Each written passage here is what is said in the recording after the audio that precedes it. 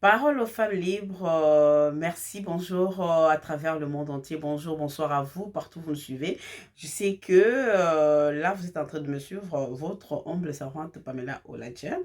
Tous les plaisirs et pour moi de vous retrouver si nombreux devant vos smartphones. Vous êtes dans vos bureaux parce que je me retrouve dans vos bureaux sans votre permission. Dans vos télévisions, je suis partout, donc je vous dis grand merci. Et à travers cette chaîne Olaj TV, et à travers même notre rubrique Parole aux femmes, parce qu'il y a des rubriques ici, et qui va vraiment vous honorer, des rubriques qui parlent de la pensée de la femme. Donc la femme s'exprime librement, la femme nous montre de quoi elle est capable quand elle s'engage et quand elle est déterminée. Voilà, et parle avec tout son cœur. Aujourd'hui, nous avons l'honneur de recevoir parce que je me suis entretenue avec madame, cette grande dame Nina Djangana, qui nous parle à cœur ouvert avec plusieurs projets, des idées, des actions sur place en République démocratique du Congo, particulièrement à Kinshasa, et dont vous allez découvrir. Je ne veux pas trop parler, je la laisse parler, je vous laisse suivre notre entretien pour comprendre de quoi il s'agit, et nous demandons aussi à d'autres femmes de faire comme elle, donc de vous exprimer à travers cette tranche parole aux femmes, donc une parole libre et qui vous donne de l'espace pour fait, vous exprimer à travers le monde entier. Voilà, écoutons cette grande dame avec beaucoup plus d'attention. Suivez notre entretien. Merci, abonnez-vous, partagez, likez et commentez. Donc, suivons. Allô, bonjour. Bonjour madame, comment allez-vous? Je me porte très bien, Dieu fait grâce. Et vous? Ça va, Dieu est là, Dieu est au contrôle. Pouvez-vous faire votre présentation?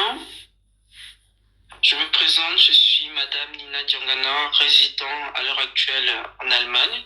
Et nous sommes présents sur le terrain au Congo par rapport à la vision du président Okito Kitenge, qui a bâti donc un hôtel Vase d'Or à Bandal et le second à l'heure actuelle pour lequel nous sommes en train de faire la promotion à Ntsele Kinkole. Alors, nous en parlons aujourd'hui parce que ce sont des personnes, ce sont des idées que nous devons encourager et qui peuvent aussi inspirer ceux de la diaspora. Parce que, voyant la situation qui se trouve économique au Congo, nous, en tant que Congolais, ne devons pas attendre simplement l'intervention des politiciens ou bien l'intervention des acteurs qui viennent d'autres pays. Nous devons être premièrement les premiers acteurs économiques de notre beau Congo. Alors, le président Peter Okito Kitenge et son épouse Maman Lolo Timbalanga nous ont donc emmenés, je peux dire, nous ont attirés avec eux dans cette aventure. Alors, la chose que nous pouvons dire, c'est que l'investissement au Congo est une manière, comme je peux dire, de pouvoir apprendre aussi les Congolais à sortir de leurs propres difficultés par eux-mêmes. Parce que en baptisant ces deux hôtels, il a créé premièrement de l'emploi au niveau des maçons, il a créé de l'emploi au niveau menuisier, tout ce qui sont en bâtiment.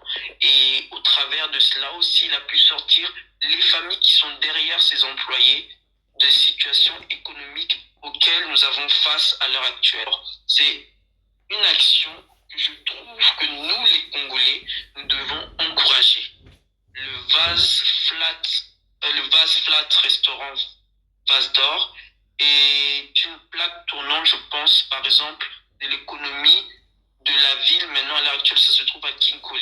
Parce que vous entendrez le témoignage de tous les habitants aux alentours. Ils sont en train de témoigner. C'est une chose qui est inédite. Premièrement, dans l'histoire, il a pu ramener dans ce coin-là le courant. Il a pu créer des emplois. Et à l'heure actuelle, par exemple, nous mangeons bio parce que le poisson qui est fourni à l'hôtel est pêché par les pêcheurs du coin. La nourriture, les légumes qui est fourni à l'hôtel sont achetés au moment maraîcher ou bien aux agriculteurs du coin. Alors la chose que nous encourageons à tous les Congolais par le plat Vase d'Or nous encourageons à venir investir au pays et pour le pays. Parce que derrière cet hôtel, nous n'avons pas moins de 10 employés. Donc derrière ce travail, nous n'avons pas moins de 10 personnes et de 10 familles que nous sommes en train de soutenir financièrement par leur propre travail. Et comme nous le savons bien, dans le pays, le Congo, on a des fois des problèmes au niveau, tout le monde ne peut pas avoir accès à l'école. Alors, la chose que nous pouvons déplorer, je donne par exemple un exemple tout simple. Une fille qui habite au village, qui peut-être prend la connaissance de l'agriculture, qui prend la connaissance de l'élevage.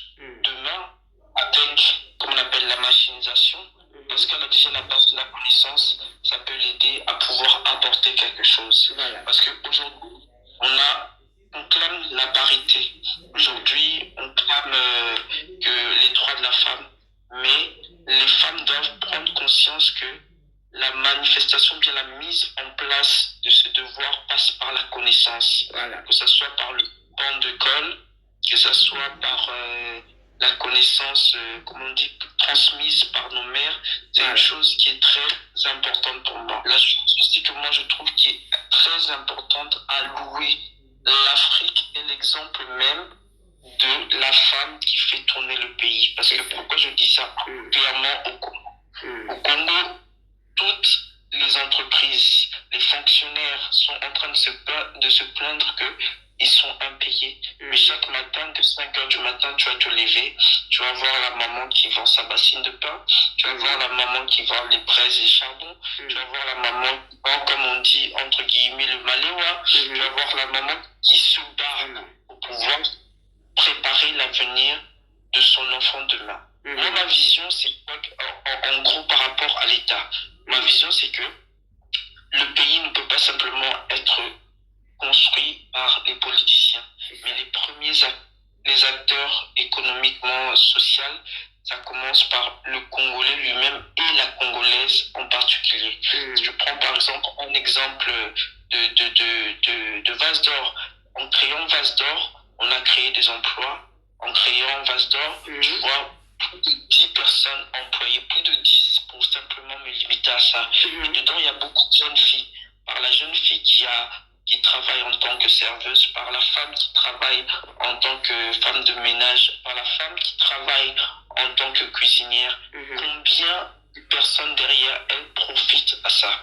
Alors c'est pour ça que ce qui est important, ce n'est pas de donner du poisson, mais ce qui est important, c'est d'apprendre aux gens à pêcher. Et c'est la vision de Vase d'Or. Parce que Vase d'Or, on aurait pu simplement se limiter à une ONG, à aller donner des fournitures, à aller donner à manger, ce qui n'est pas mauvais.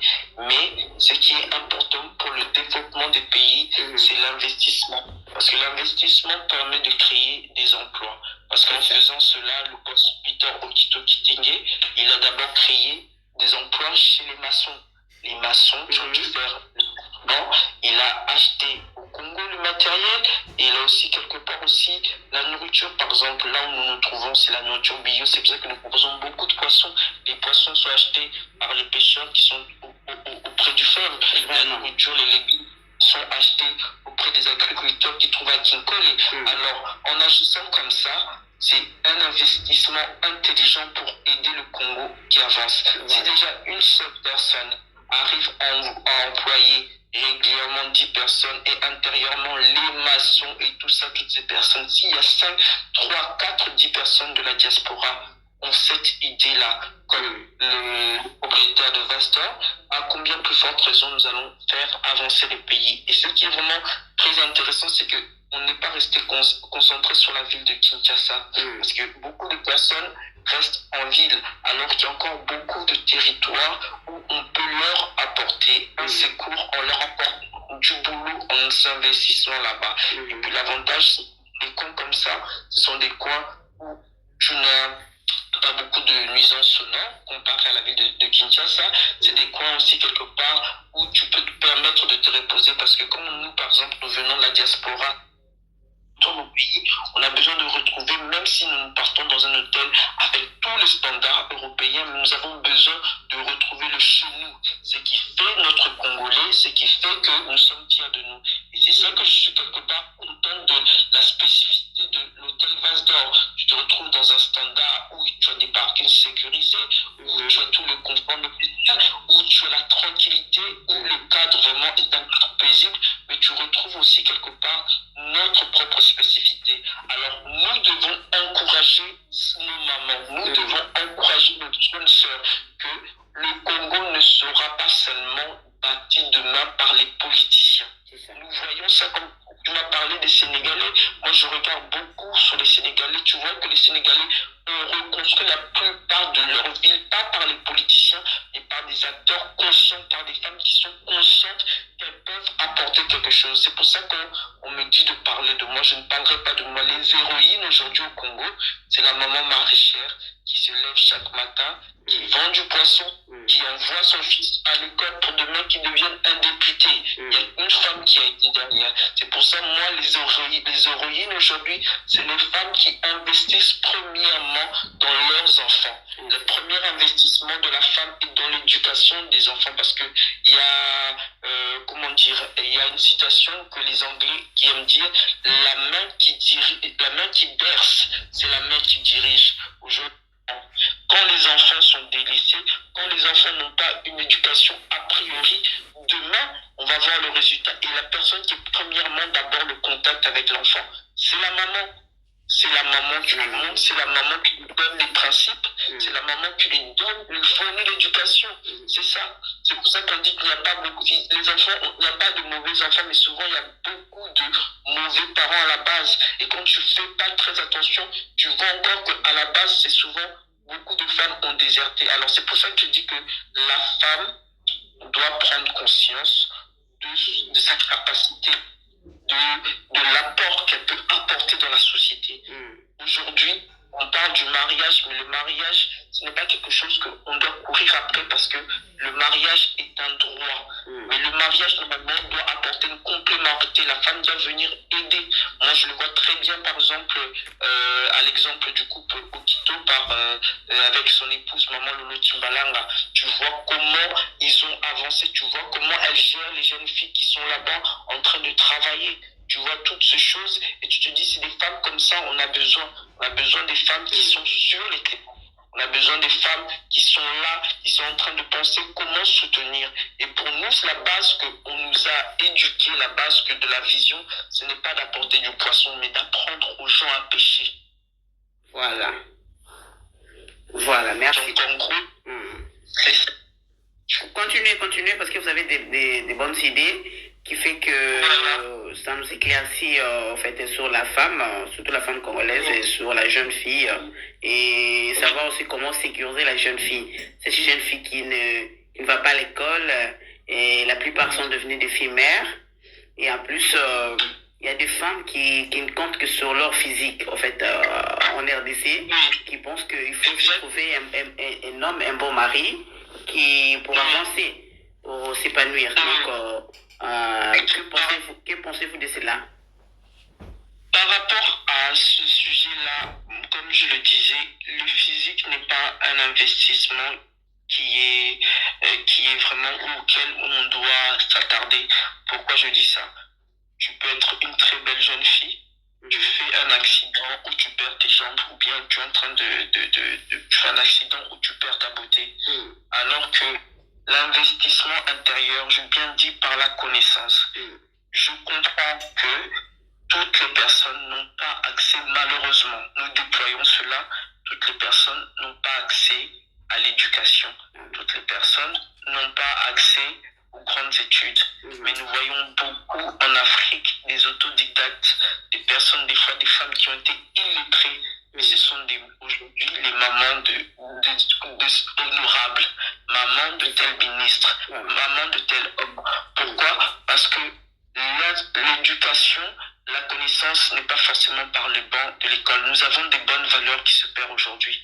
L'instruction qu'elles ont reçue de leur mère, la manière dont la femme doit se comporter, la manière dont la femme doit éduquer ses enfants. Parce que si nous ne misons que sur l'école, aujourd'hui nous voyons nous-mêmes comment l'éducation au Congo a dégradé.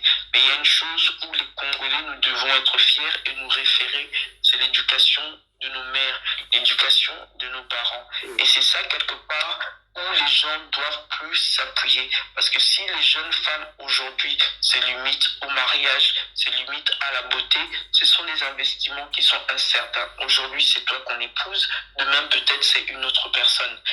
Aujourd'hui, tu es belle, demain une maladie peut toucher à ton physique, à ton apparence.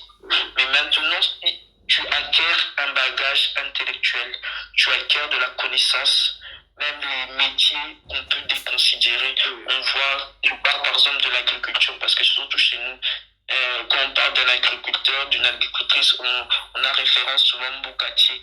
Un exemple, on peut avoir des femmes médecins, on peut avoir des femmes ministres. C'est quelque chose qui honore le pays, sa position.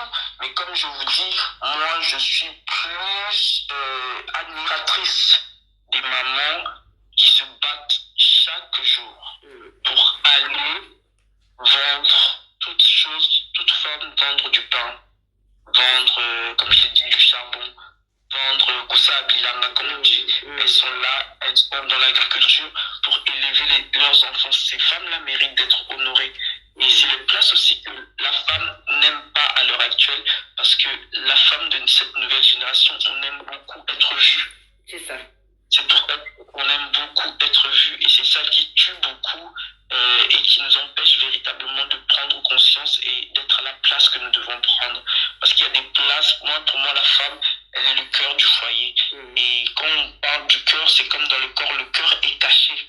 Le cœur, c'est pas quelque chose qui se fait voir, mais c'est quelque chose qui manifeste la vie et qui manifeste les mouvements, qui manifeste toute chose. Pour moi, si même on pouvait parler du mariage, je dirais que la femme est le cœur du foyer et que le mari doit en être le cerveau qui donne les ordres. Mais le cœur, c'est là où on voit les besoins. Le cœur, c'est là où on porte à cœur le souci d'une chose. Le cœur, c'est là qui envoie des fois même les émotions au cerveau pour que le cerveau puisse prendre les directions par rapport à d'autres choses.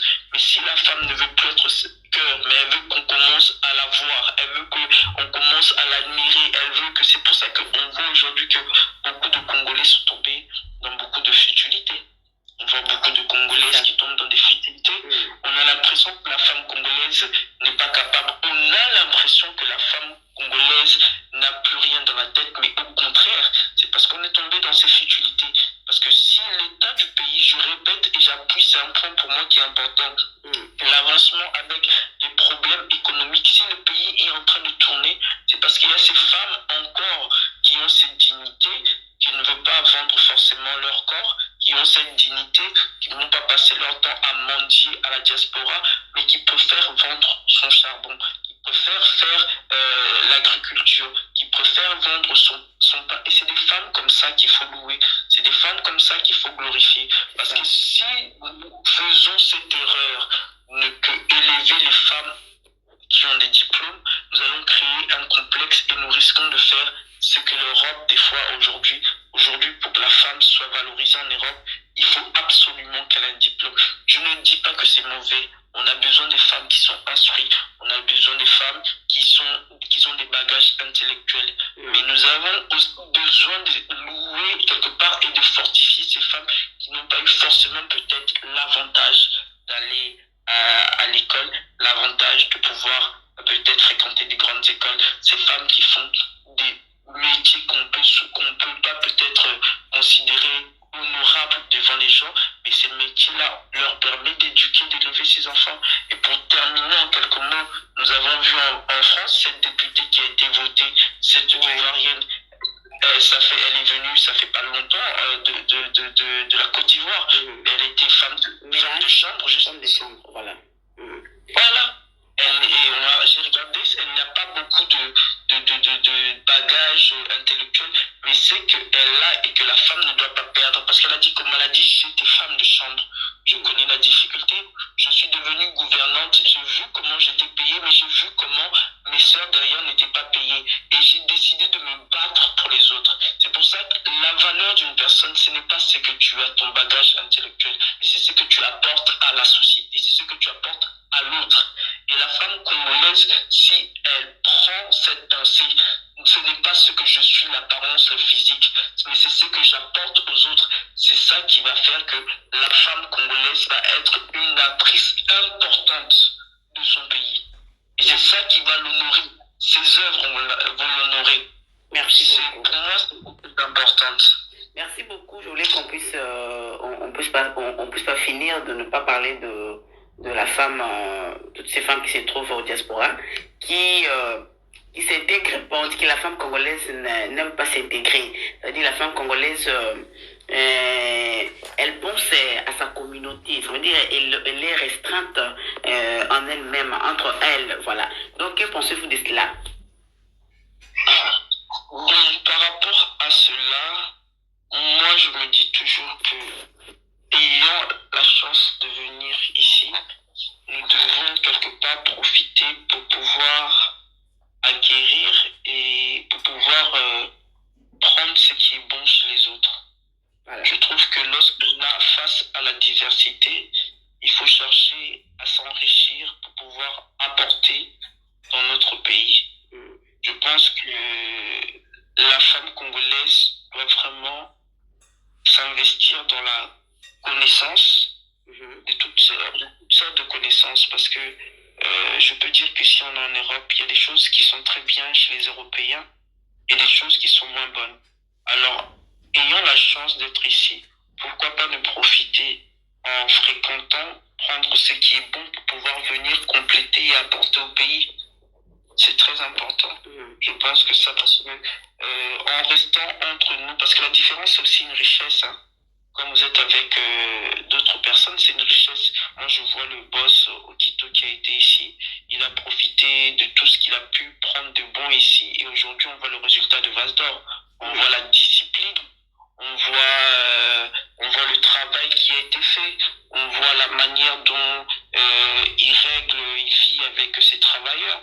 On voit la manière dont il conduit ses entreprises. Tu sens qu'il a pris un certain sérieux, un professionnalisme qui vient quelque part aussi d'ici. Et c'est ça qui a donné quelque part un travail de qualité.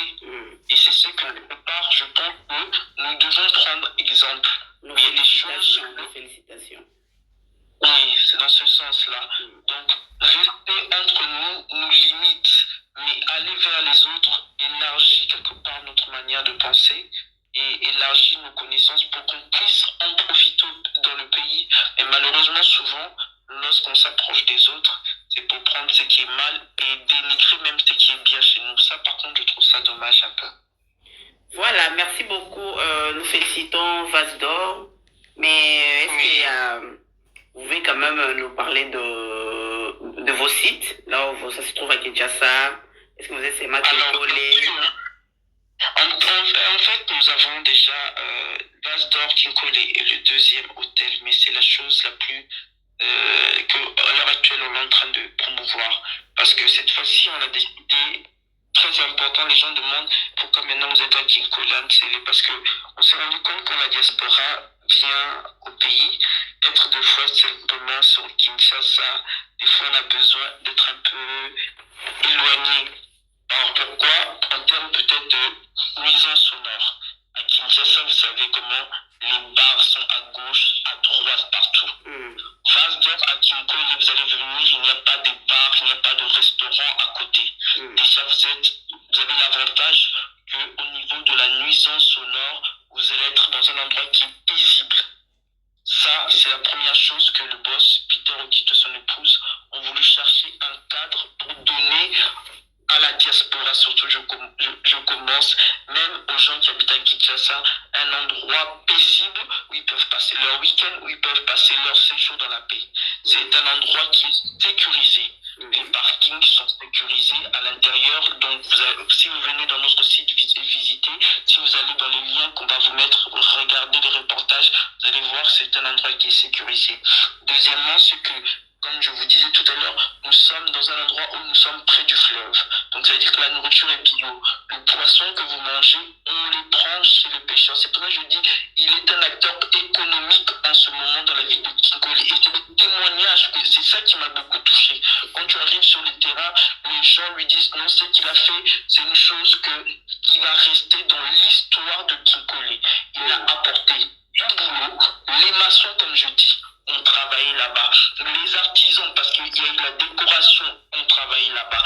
À l'heure actuelle, les gens sont employés là-bas, comme je dis, pour faire le ménage, pour cuisiner, pour faire, comment on appelle, pour faire les gardes qui sont en train de surveiller là-bas. Les gens sont employés. Les serveuses, cette jeune fille peut-être qui qui allait faire autre chose, qui allait chercher de l'argent d'une manière qui n'est pas honorable. Elle est serveuse, elle est payée. Les jeunes sont là, des jeunes musiciens qui sont là, qui sont en train de démontrer leur talent. Donc c'est une chose qui est louable. C'est une chose qui doit être encouragée. Et la chose qu'on vous dit, nous proposons la tranquillité à tous nos personnes. Parce que des fois, moi je sais qu'on arrive à Kinshasa, si tu es dans les hôtels des Bandal, peut-être toute la famille, toute personne va te trouver. Mais là-bas, c'est un peu un coin isolé où ça te permet aussi de pouvoir profiter.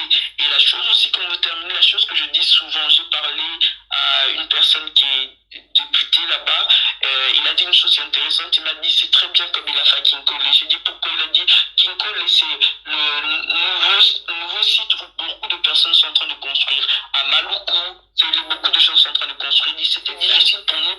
Quand tu construis, tu es obligé tout le temps, tous les matins, de faire aller-retour Kinshasa-Kinkole, aller-retour Kinshasa-Kinkole.